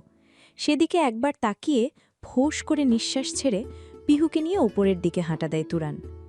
রুমের সামনে এসে পা জোড়া থেমে যায় তুরানের। দরজার সামনে তার 3 ভাই বোন লাইন ধরে দাঁড়িয়ে আছে। তাহমিনা তো কোমরে হাত রেখে সরু চোখে তাকিয়ে আছে তুরানের দিকে। তিয়াস দাঁত কেলিয়ে হাসছে আর ভ্রু নাচাচ্ছে। সবার দিকে একবার নজর বুলিয়ে তাহমিনার মুখোমুখি হয়ে দাঁড়ায় তুরান। কিছুটা বিরক্তি নিয়ে বলে, এবার তোদের কি সমস্যা? সবার মধ্যে তোরও আজব আজব রিয়েকশন দিচ্ছিস কেন? তাহমিনা কোমরে হাত রেখে ঝাঝালো কণ্ঠে বলে, আগে বল, তুই এমন অদ্ভুত কাজ করলি কেন? বাচ্চা মেয়েটার উপর এভাবে অত্যাচার করছিস? তুই এত অসভ্য হয়ে গেছিস ভাই? এমন রাক্ষসের মতো আচরণ কেন করছিস? ভ্রু কুচকে তাকিয়ে আছে তুরান। তাহমিনার কথার সব ওর মাথার ওপর দিয়ে যাচ্ছে। ভ্রু কুচকে থেকেই প্রশ্ন করে, মানে কি বোঝাতে চাইছিস তাহু? ঠিক বুঝলাম না। এই একদম নাম ধরে ডাকবি না। ভুলে যাস না আমি তোর বড়, আদবের সাথে আপু বলে ডাকবি। তুই তো ভদ্রতাও ভুলে গেছিস। লম্বা শ্বাস ছাড়ে তুরান, তাহমিনার দিকে তাকিয়ে বলে, বয়সে তুই আমার থেকে 7 মাসের বড় হলেও উচ্চতার দিক থেকে আমি তোর বড়। একবার নিজের দিকে তাকা, আরেকবার আমার দিকে। কোন অ্যাঙ্গেল থেকে তোকে আমার বড় মনে হয়? এই হাইটে নিজেকে আমার চেয়ে বড় দাবি করিস কোন লজিকে? এই কথা কেউ বিশ্বাস করবে না যে তুই আমার বড় বোন। সুতরাং তোকে আমি নিজের বড় বোন মানি না। দেখ তুরান, হাইট নিয়ে একদম খোটা দিবি না। সবাই কি আর তোর মতো দৈত্যের শরীর নিয়ে জন্মানি নাকি? আজব। তুরানের এবার বেশ বিরক্ত লাগছে। ভাই বোনদের এই অহেতুক কথা কোনোদিন শেষ হবে না। তাছাড়া এভাবে দাঁড়িয়ে থাকতেও ইচ্ছে করছে না। এদিকে তিয়াসের দাগ কেলানো হাসি তুরানের গায়ে আগুন ধরিয়ে দিচ্ছে। শেষে বিরক্ত হয়ে তুরান বলে, তোর নজর শুধু আমার শরীরের উপরই পড়ে, অন্য কোনো দিকে পড়ে না? আশেপাশে একটু তাকা, নিজের এই মাসুম ভাইটের উপর একটু তো দয়া কর। তোর হাতের মতো বোনকে কোলে নিয়ে দাঁড়িয়ে থাকতে আমার ঠিক কতটা কষ্ট হচ্ছে সেটা কি তুই বুঝতে পারছিস?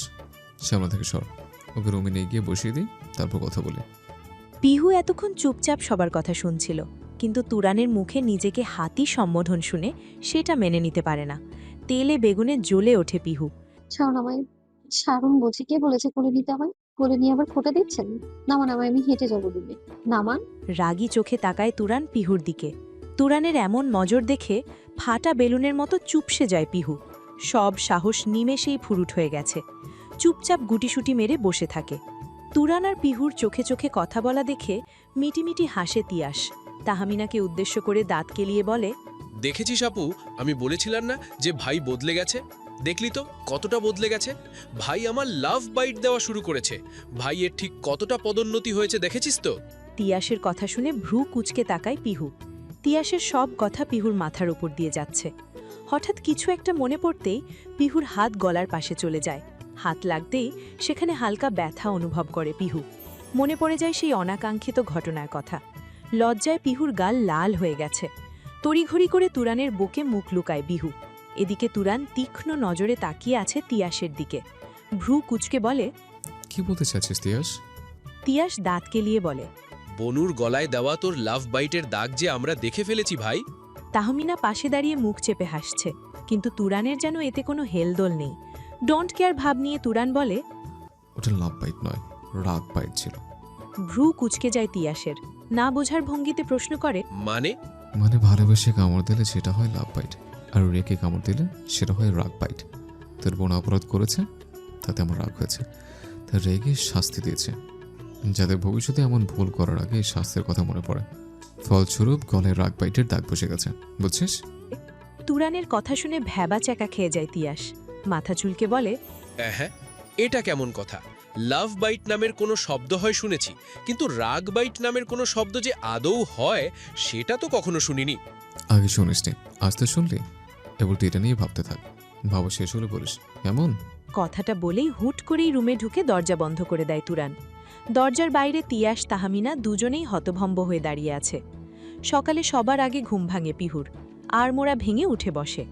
পাশে তাকিয়ে দেখে তুরান পাশ ফিরে শুয়ে আরামে ঘুমাচ্ছে। কি যেন মনে করে পিহু এগিয়ে যায় তুরানের দিকে।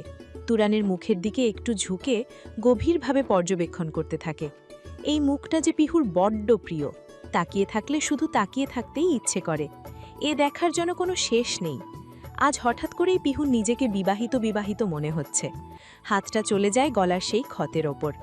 রেগে কি কামড়টাই না দিয়েছিল, রাক্ষস একটা। তারপর কিছু একটা মনে পড়ার ভঙ্গিতে মাথায় হাত রাখে পিহু। তাড়াহুড়ো করে উঠে দাঁড়ায়। পায়ের ব্যথায় হাঁটাও যেন দায় হয়ে পড়েছে। চোখ মুখ কুচকে খোঁড়াতে খোঁড়াতে রুম থেকে বেরিয়ে সোজা নিচে নেমে যায়। খাবার টেবিলে সবাই বসে আছে তুরানের অপেক্ষায়। তুরান আসলেই সবাই খাওয়া শুরু করবে। কিছুক্ষণের মধ্যেই তুরানকে দেখা যায় নিচে নেমে আসতে। চোখ দুটো তার পুরো রুমে বিচরণ করছে।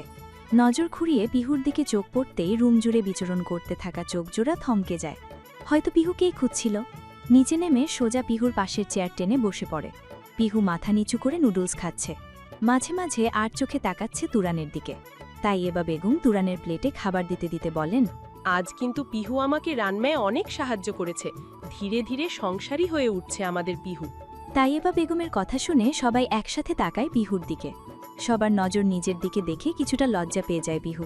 নিচু করা মাথা আরও নিচু করে চুপচাপ নুডলস খেলতে থাকে। পিহুর দিকে এক নজর তাকিয়ে মুচকি হাসে তুরান। তারপর নজর ঘুরিয়ে নিজের খাওয়ায় মনোযোগ দেয়। খাওয়ার এক পর্যায়ে নিজের পকেটে কিছু খুঁজতে থাকে তুরান। খুঁজে না পেয়ে বলে, মা, রুম থেকে ফোনটা এনে দাও তো। আমি রুমে যাব না, খেয়ে সোজা বাইরে বেরোবো। ফোনটা বোধহয় রুমে রেখে এসেছে। পিহু যেন এই সুযোগের অপেক্ষাই ছিল। এখানে অস্বস্তিকর পরিবেশে থাকার চেয়ে রুমে যাওয়া ভালো। লাফিয়ে উঠে বলে, আমি নিয়ে আসি। আমি এমনিতেও রুমে যাব, খাওয়া শেষ আমার। ভ্রু কুচকে যায় তুরানের। ভ্রু কুচকে তাকিয়ে বলে, হেঁটে উপরে যাবে কিভাবে? পায়ে যে ব্যথা সেটা কি ভুলে গেছিস? খালি তিরিং বিরিং করা, তাই না? আমার পায়ে ব্যথা নেই আর। এ দেখুন হাঁটছি আমি। আমি নিয়ে আসছি। বলেই ওপরে চলে যায় পিহু। সবার ওভাবে তাকিয়ে থাকা দেখে খুব অস্বস্তি হচ্ছিল, কিন্তু রুমে এসে পড়ে আরেক বিপাকে। ফোন কোথাও নজরে পড়ছে না। গেল কোথায় ফোনটা? পুরো রুম ওলটপালট করে খুঁজতে থাকে পিহু। খুঁজে না পেয়ে নিজের ফোন থেকে তুরানের নম্বরে ডায়াল করে। ফোন বেজে ওঠে তুরানের বালিশের নিচ থেকে। বালিশ সরিয়ে ফোনটা হাতে নিয়ে দরজার দিকে পা বাড়ায় পিহু। কিন্তু কি যেন মনে করে পাজোড়া থেমে যায়। ফোনটা আবার নিজের চোখের সামনে নিয়ে আসে। স্ক্রিনে তাকিয়ে চোখজোড়া থমকে যায় পিহুর। স্ক্রিনে পিহুর নম্বর উঠে আছে, আর তুরান পিহুর নম্বর সেভ করেছে মেরি জান নাম দিয়ে। নামটা দেখতেই মনের ভেতর ভালো লাগার বাতাস বইতে শুরু করে। কি যেন ভেবে ফোনের লক খুলে ফোনের সবকিছু দেখতে থাকে। গ্যালারিতে গিয়ে দেখতে পায় সেখানেও পিহুর হাজারো ছবি। এত ছবি পিহুর নিজের কাছেও নেই। আশ্চর্য হয়ে তাকিয়ে আছে পিহু ছবিগুলোর দিকে। হয়েছে, দেখা। ইনফরমেশন সব বের করা শেষ? তুরানের আওয়াজ শুনে পেছন ঘুরে তাকায় পিহু। ভ্রু কুচকে বলে, মানে জাসুসি করতেই তো ফোনটা হাতে নিয়েছিস। তথ্য প্রমাণ পেয়েছিস সব? এবার ফোন দে। ফোনটা নিয়ে দরজার দিকে পা বাড়ায় তুরান। পিহু পেছন থেকে তাড়াহুড়ো করে বলে ওঠে, আমার এত ছবি আপনি কোথায় পেলেন? এত ছবি তো আমার নিজের কাছেও নেই। মুচকি হাসে তুরান। পেছনে ঘুরে পিহুর চোখের দিকে তাকিয়ে সুর দিয়ে বলে, সব কথা বলো না হৃদয়, কিছু কথা বুঝে নিতে হয়। মন খারাপ করে পড়ার টেবিলে বসে আছে পিহু। নজর তার সামনে রাখা বইয়ের দিকে থাকলেও মন পড়ে আছে তুরানের কাছে। প্রায় 2 মাস হতে যাচ্ছে তুরান পিহুর কাছে নেই। একটা বেসরকারি কোম্পানিতে চাকরি হয়েছে তুরানের। বিভিন্ন জায়গায় ইন্টারভিউ দিয়েছিল। সেদিন খাবার পর যখন পিহুর থেকে ফোন নিয়ে বাইরে বেরোচ্ছিল, ঠিক তখনই ফোন আসে। তারা জানায় তুরানের চাকরি হয়ে গেছে এবং যত তাড়াতাড়ি সম্ভব গিয়ে জয়েন করতে। তাই অগত্যাই সেদিন রাতে তুরানকে চলে যেতে হয়। সেই যে গেছে আর বাসায় আসেনি। অবশ্য নতুন চাকরি, জয়েন করেই তো আর ছুটি চাইতে পারবে না। কাল পিহুর শেষ পরীক্ষা। ইন্টারবোর্ড এক্সাম চলছে পিহুর। কিন্তু পুরো পরীক্ষার সময় ধরে তুরান পিহুর কাছে নেই। পিহু খুব করে চেয়েছিল প্রথম দিন তুরানের সাথে পরীক্ষা দিতে যেতে, কিন্তু সে তো ঢাকায় গিয়ে পড়ে আছে। তার বাসায় আসার সময় আছে নাকি? অভিমানী পিহু মুখ ফুলিয়ে বসে আছে। এই চাকরি বাকরি এখন পিহুর কাছে বিরক্তির কারণ হয়ে দাঁড়িয়েছে। এই চাকরি না ফাকরি সেটা করতে না গেলে তো তুরান পিহুর কাছেই থাকত। পিহুর মনও খারাপ থাকত না। দুঃখে সে পড়ার দিকেও মনোযোগ দিতে পারছে না। একরাশ মন খারাপ নিয়ে টেবিল ঘড়ির দিকে তাকায় পিহু। সকাল 9টা বাজতে যাচ্ছে। পরীক্ষা শুরু হবে সকাল 10টায়। বাসা থেকে পরীক্ষার হলে যেতে আধ ঘন্টা সময় লাগে। তার আগেই খাওয়া দাওয়া সেরে রেডি হয়ে বের হতে হবে। আস্তে করে বইটা বন্ধ করে উঠে দাঁড়ায় পিহু। আলমারি থেকে গোলাপি রঙের একটা গাউন বের করে। জামাটা পিহুর খুব পছন্দের। হবে নাই বা কেন? জামাটা যে তুরান কিনে দিয়েছে পিহুকে।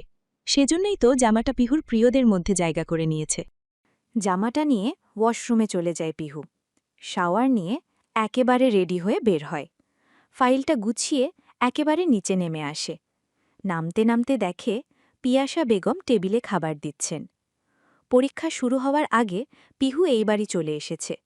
এমনকি পরীক্ষাগুলোতেও আসলাম সাহেব পিহুর সাথে গেছেন। পিহু নিচে নেমে আসতেই আসলাম সাহেব হেসে মেয়েকে ইশারায় কাছে আসতে বললেন। নিজের পাশের চেয়ারে বসিয়ে মাথায় হাত বুলিয়ে দিয়ে বললেন, প্রিপারেশন কেমন আম্মা? আজ তো শেষ পরীক্ষা। ব্যাস এটুকু বলেই পিহু খাওয়ায় মনোযোগ দেয়। বলা বাহুল্য, পিহুর মন খারাপ ওর চেহারাতেই ফুটে উঠেছে। খাওয়া শেষে পিহু উঠে ফাইলটা হাতে নিয়ে আসলাম সাহেবের দিকে তাকিয়ে বলে, ভালো আপু। আব্বু তাড়াতাড়ি চলো, দেরি হয়ে যাবে। তুমি আগাও, আমি আসছি। পিহু মাথা নাড়িয়ে বাইরের দিকে পা বাড়ায়। মাথা নিচু করে কদম গুনে গুনে হাঁটতে থাকে। মেন রোডের থেকে কয়েক কদম দূরে এসে পা থেমে যায় পিহুর। নিজের থেকে প্রায় 5-6 কদম দূরে একজোড়া পা দেখে ভ্রু কুচকে যায় পিহুর। পা জোড়া যে পিহুর বড্ড চেনা। চকিত ভঙ্গিতে মাথা তুলে তাকায় পিহু। বাইকের সাথে হেলান দিয়ে 2 হাত ভাঁজ করে দাঁড়িয়ে আছে তুরান। এই সময় হঠাৎ তুরানকে দেখে হকচকিয়ে যায় পিহু। 2 হাতে নিজের চোখ ডোলে আবার সামনে তাকায়। না, সামনে তুরানকেই দেখতে পাচ্ছে। বিশ্বাস করতে না পেরে হাতে একটা চিমটি কাটে। ব্যথায় আউচ বলে হাত ডলতে থাকে। পিহুর এসব উদ্ভট কাণ্ড দেখে তুরান সোজা হয়ে দাঁড়ায়। সানগ্লাসটা চোখে পড়তে পড়তে বলে, আমি কি ঠিক দেখছি? এটা কি সত্যি আপনি? এটা সত্যি আমি, তোর স্বপ্ন বা ভ্রম নয়। চল তাড়াতাড়ি বাইকে ওঠ, নাহলে পরীক্ষা দিতে দেরি হয়ে যাবে। সকাল সকাল তুরানের দর্শন সম্পূর্ণ অনাকাঙ্ক্ষিত ছিল। মন খারাপগুলো এতক্ষণে দূর আকাশে পালিয়ে গেছে। খুশিতে পিহুর আকাশে উঠতে ইচ্ছে করছে। খুশি খুশি মন নিয়ে তুরানের বাইকের পেছনে উঠে বসে পিহু। কাপা কাপা হাতে তুরানের পেট পেঁচিয়ে ধরে বসে পিহু। পিহুর হাতের স্পর্শ নিজের শরীরে পড়তেই মুচকি হাসে তুরান। ঠোঁটের কোণে হাসি রেখেই বাইক স্টার্ট দেয়। নিজের রুমে সোফায় চুপচাপ বসে আছে তিয়াস। তার পাশে বসে আছে প্রয়াস। দুজনেই চুপ, তবে চেহারায় গভীর চিন্তার আভাস পাওয়া যাচ্ছে। নীরবতা ভেঙে তিয়াস বলে ওঠে, এভাবে ভাবতে থাকলে তো আর কিছু হবে না। কি করবি সেটা বল। নড়েচড়ে বসে প্রয়াস, ধীর কণ্ঠে বলে, কি করব বুঝতে পারছি না। বাবাকে আমার খুব ভয় লাগে, আর এদিকে নীলাও চাপ দিচ্ছে বাসায় আমাদের সম্পর্কের কথা জানাতে। মেয়েটা আমার কথা কিছুতেই মানিয়ে নিচ্ছে না। সমস্যা অনেক গভীর। এখন এর সমাধান একমাত্র ভাই দিতে পারে। ভ্রু কুচকে তাকায় প্রয়াস, প্রশ্নবোধক কণ্ঠে বলে, আমার আর কয়টা ভাই আছে? তুরান ভাই ছাড়া আমার আর কোনো ভাই আছে নাকি? অবশ্যই তুরান ভাইয়ের কথা বলছি। বলেই চুপ হয়ে যায় প্রয়াস। তিয়াস ওর কাঁধে হাত রেখে বলে, চিন্তা করিস না বেটা, ভাইকে আসতে দে, ও সব সামলে নেবে। মাথা নাড়িয়ে সম্মতি জানায় প্রয়াস।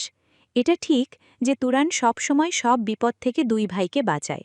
প্রয়াসের বিশ্বাস এবারও এই সমস্যার সমাধান তুরান দেবে।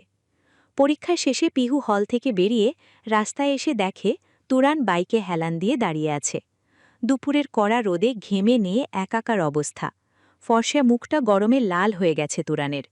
কপালে জমেছে বিন্দু বিন্দু ঘাম। তুরানকে এইভাবে দেখে হাসিখুশি মুখটা চুপসে যায় পিহুর। রূপা আর নুরির থেকে বিদায় নিয়ে দৌড়ে চলে আসে তুরানের কাছে। ওড়না দিয়ে তুরানের কপালের ঘাম মুছে দিতে দিতে বলে, আপনি কি পাগল? এই রোদের রাস্তায় দাঁড়িয়ে আছেন কেন? দোকানে গিয়ে ছায়ার দাঁড়ালে কি এমন ক্ষতি হতো বলুন তো? মুচকি হাসে তুরান, দুষ্টুমি সুরে বলে, পাগল তো সেই কবে হয়েছে, একটা বাচ্চা মেয়ের প্রেমে। মেয়েটা মনে জায়গা করে নেওয়ার পর থেকে আমাকে পাগল বানিয়ে দিয়েছে, তাই রোদে দাঁড়িয়ে আছে। তবে পিহু, আজ আমার নিজেকে বিবাহিত বিবাহিত মনে হচ্ছে। আমার কিন্তু খুব জোরে প্রেম টেপ পাচ্ছে। তুরানের লাগাম ছাড়া কথা শুনে লজ্জায় অরষ্ট হয়ে যায় পিহু। লজ্জা লুকাতে এলোমেলো দৃষ্টিতে তাকিয়ে বলে, চলুন তো বাসায় যাব। রোদে আর কতক্ষণ দাঁড়িয়ে থাকবেন? মৃদু ধমক সুরেই বলল পিহু। ইতিমধ্যে কান দুটো লাল হয়ে গেছে। পিহু যে লজ্জা পেয়েছে সেটা বেশ বুঝতে পারছে তুরান। মুচকি হেসে বাইকে উঠে পিহুকে বসার জন্য ইশারা করে। পিহু বসতেই বাইক স্টার্ট দেয়। বাড়িতে পা রাখতেই তিয়াস আর প্রয়াস তুরানের ওপর এক প্রকার হামলেই পড়ল, যেন এতক্ষণ ধরে তুরানের অপেক্ষাই ছিল। এক সেকেন্ডও কাউকে কিছু বলার সুযোগ না দিয়ে দুজন টেনে তুরানকে নিয়ে যায় ছাদে। ছাদে এসে তারপর তুরানের হাত ছাড়ে দুজন। ছাড়া পেতেই ঘুরে দাঁড়ায় তুরান, কণ্ঠে বিরক্তি নিয়ে বলে, কি সমস্যা? এইভাবে টানাটানি করছিস কেন? আশ্চর্য। তিয়াস ইশারায় প্রয়াসকে বলছে সব বলতে, কিন্তু প্রয়াস কিছু বলছে না। প্রয়াসকে চুপ থাকতে দেখে তিয়াস বলে, ভাই, প্রয়াস তোকে কিছু বলবে। ভ্রু কুচকে তাকায় তুরান, সন্দিহান চোখে তাকিয়ে বলে, দুটোতে মিলে আবার কি অপকর্ম করেছিস? আমি কিন্তু আর তোদের বাচ্চাতে মিথ্যে বলবো না, অনেক সুযোগ দিয়েছি, আর না। এবার নড়ে চড়ে ওঠে প্রয়াস, মিন মিন স্বরে বলে, তুই তো এত ভাবার কি আছে? নিজের বাবার ঘরে যাবি আর সরাসরি বলবি তুই নীলাকে ভালোবাসিস। তুরানের কথা শুনে প্রয়াস কাচুমাচু মুখ করে বলে, বাবাকে আমার খুব ভয় লাগে ভাই। আর তাছাড়া আমি যদি গিয়ে বলি, বাবা আমি কাউকে ভালোবাসি, তো বাবা সেটা মেনে তো নেবেই না, উল্টো 2-4টে চড় থাপ্পড় মেরে দেবে।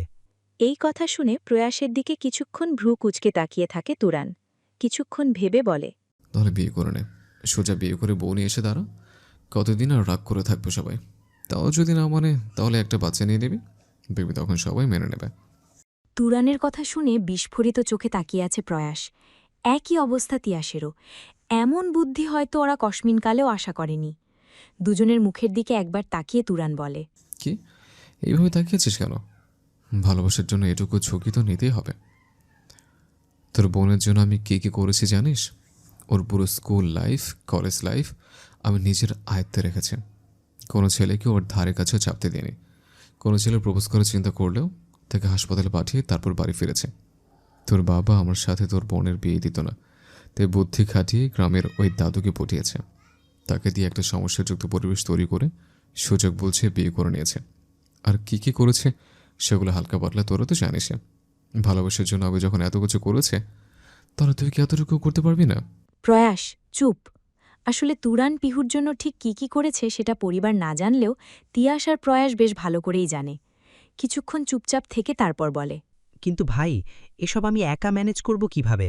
হেসে ফেলে তুরান, ঠোঁটের কোণে মৃদু হাসি ঝুলিয়ে বলে, তোর মনে হয় তোকে অবস্থায় একা ছাড়বো আমি? আমি থাকতে তো চিন্তা কিসের? তুই শুধু বল রাজি কিনা, বাকিটা আমি সামলে নেব। সন্ধ্যায় ড্রয়িং রুমে বসে খবরের কাগজ পড়ছেন আসলাম সাহেব। পিয়াসা বেগম রান্নার কাজে ব্যস্ত। মেয়ের জামাই বাসায় এসেছে, তাই রান্নার আয়োজন আজ তুলনামূলক বেশি। তুরানের পছন্দের সব খাবার রান্না করছেন পিয়াসা বেগম। পিহু তার মায়ের পাশে দাঁড়িয়ে রান্না করা দেখছে। এমন সময় বাসার কলিং বেল বেজে ওঠে। খবরের কাগজ থেকে চোখ সরিয়ে দরজার দিকে তাকান আসলাম সাহেব। কিছুক্ষণ তাকিয়ে থেকে অপেক্ষা করেন কেউ দরজা খুলতে আসছে কিনা। কাউকে আসতে না দেখে যখন নিজেই উঠতে লাগেন, তখন দৌড়ে আসে পিহু। পিহুকে দরজার দিকে যেতে দেখে আবারও খবরের কাগজে মনোযোগ দেন আসলাম সাহেব। পিহু দৌড়ে এসে দরজা খুলতেই হতভম্ব হয়ে যায় পিহু। পরিচিত মানুষের সাথে অপরিচিত একটা মেয়েকে দেখে ভ্রু কুঁচকে যায় পিহুর। সন্ধিহান চোখে তাকায় তুরানের দিকে।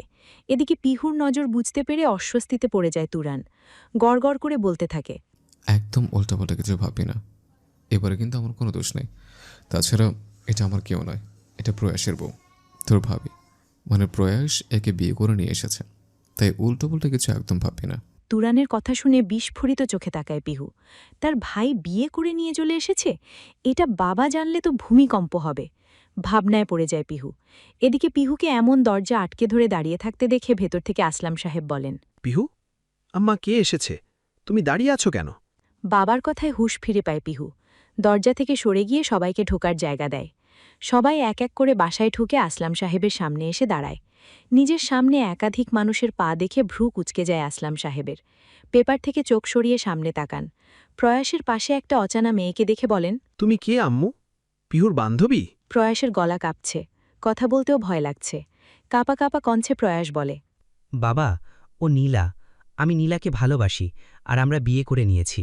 হাতের পেপার তৎক্ষণাৎ ধপ করে পড়ে যায় আসলাম সাহেবের। ছেলের দিকে আগুন চোখে তাকান তিনি। গম্ভীর কণ্ঠে বলেন, মজা করছিস আমার সাথে? না বাবা, সত্যি বলছি। আসলাম সাহেব এবার রাগে ফেটে পড়েন। রাগী কণ্ঠে গর্জে উঠে বলেন, তোর সাহস কি করে হলো এই কথা বলার? বিয়ে করে নিয়েছি মানেটা কি? এটা কি কোনো ছেলে খেলা? আমাকে আগে বলিসনি কেন? ভয় পেলেও থেমে যায় না প্রয়াস। সাহস তো আনতেই হবে, আর কারো জন্যে না হলেও নীলার জন্য। মেয়েটা সব ছেড়ে প্রয়াসের হাত ধরে চলে এসেছে, তাই এখন এই মেয়েটাকে ভালো রাখা প্রয়াসের দায়িত্ব। বাবার কথার বিপরীতে প্রয়াস বলে, আমি বললে কি তুমি মেনে নিতে বাবা? এখন যেমন রাগ দেখাচ্ছ, তখনও রাগ দেখাতে। তাছাড়া নীলার বাসা থেকে বিয়ের জন্য চাপ দিচ্ছিল, আমি তাহলে কি করতাম বলো? ছেলের দিকে কিছুক্ষণ চুপচাপ তাকিয়ে থাকেন আসলাম সাহেব, কিন্তু মুখে কিছু বলেন না। তারপর হঠাৎ করেই উঠে নিজের রুমে চলে যান। বিছানার ওপর পা ঝুলিয়ে চুপচাপ বসে আছেন আসলাম সাহেব। চোখ দুটো তার বন্ধ, মনে হচ্ছে গভীর কোনো চিন্তায় মগ্ন তিনি। ধীর পায়ে ঘরে প্রবেশ করেন পিয়াসা বেগম। নিঃশব্দে স্বামীর কাছে দাঁড়ান। আস্তে করে কাঁধে হাত রাখতেই চোখ মেলে তাকান আসলাম সাহেব। চোখ দুটো তার লাল হয়ে আছে, হয়তো কান্না আটকে রাখার জন্য চোখের এই হাল। এমন শক্ত মনের মানুষকে এভাবে ভেঙে পড়তে দেখে কষ্টে বুকটা দুমড়ে মুচড়ে যাচ্ছে পিয়াসা বেগমের। স্বামীর পাশে বসে হাতের ওপর হাত রেখে বলেন, এভাবে রুমে চলে আসলে যে, কি হয়েছে তোমার? শূন্য নজরে তাকিয়ে আছেন আসলাম সাহেব। হতাশ কণ্ঠে বলেন, বাবা হিসেবে আজ আমি ব্যর্থ পিয়াসা। আমি যে নিজের কাছে নিজেই হেরে গেলাম। ধক করে ওঠে পিয়াসা বেগমের বুক। স্বামীর হাত শক্ত করে মুচো করে ধরে বলেন, এসব কি বলছো তুমি? কেন বলছো? সব বাবা মা তার সন্তানের ভালো চায়। আমিও আমার সন্তানের ভালোই চেয়েছিলাম, কিন্তু আফসোস, সন্তানের ভালো করতে গিয়ে তাদের এতটা শাসন করে ফেলেছি যে আমার সন্তান তাদের মনের কথা আমাকে বলার সাহসই পায় না। আমি তো ওদের বন্ধু হতে চেয়েছিলাম পিয়াসা, যেন ওদের মনের কোনো কথা আমার থেকে লুকিয়ে না রাখে। কিন্তু নিজের কঠোরতা আমাকে ওদের বন্ধু হওয়ার বদলে আরও দূরত্ব তৈরি করেছে। এটা তো আমি চাইনি পিয়াসা। আসলাম সাহেবের কথার বিপরীতে তিনি কি উত্তর দেবেন সেটা ভেবে পাচ্ছেন না, তাই নীরবতা পালন করে যাচ্ছেন। স্ত্রীর শুকনো মুখের দিকে একবার তাকিয়ে তিনি বলেন, সবাইকে ভেতরে আসতে বলো, দরজার কাছে দাঁড়িয়ে থাকতে হবে না। আসলাম সাহেবের কথা শেষ হতেই সময় নিয়ে সবাই ভেতরে ঢোকে। সবার প্রথম রুমে আসে তুরান, তার পেছনে আসে পিহু, প্রয়াস আর নীলা। সব শেষে তিয়াস ঢুকে পেছনে চুপচাপ দাঁড়িয়ে যায়। সবার দিকে একবার তাকিয়ে আসলাম সাহেব হাতের ইশারায় তুরানকে ডাকেন। তুরান এগিয়ে আসতেই তিনি পাশে বসতে ইশারা করেন। কোনো প্রতিক্রিয়া না দেখিয়ে চুপচাপ বসে পড়ে তুরান। আসলাম সাহেব সময় নিয়ে বলতে শুরু করেন, ছেলেমেয়ে দুটোকে আমি অনেক ভালোবাসি বাবা, কিন্তু আফসোস এত ভালোবেসেও ওদের কাছের কেউ হতে পারলাম না। আমার সন্তান আমার সাথে মন খুলে কথা বলতে ভয় পায়। এই পিহুকেই দেখো না, আমার কলিজায় বসিয়ে বড় করেছি ওকে। আদর, যত্ন, ভালোবাসায় তো কোনো কমতি রাখিনি। তবুও আমার মেয়ে যে কাউকে ভালোবাসে সেই কথা কখনো আমাকে মুখ ফুটে বলার সাহস পায়নি। আসলাম সাহেবের কথা শুনে থমকে যায় তুরান। অজানা ভয়ে বুক কেঁপে ওঠে তুরানের। তবে কি পিহু অন্য কাউকে ভালোবাসে? তুরান কি পিহুকে হারিয়ে ফেলবে? ভয়ে হৃৎস্পন্দনের গতি বেড়ে গেছে তুরানের। পর মুহূর্তেই আসলাম সাহেবের কথায় মনের সকল ভয়ে দূর হয়ে যায়। মন জুড়ে ছেয়ে যায় শীতলতা। আসলাম সাহেব ফের বলতে শুরু করেন,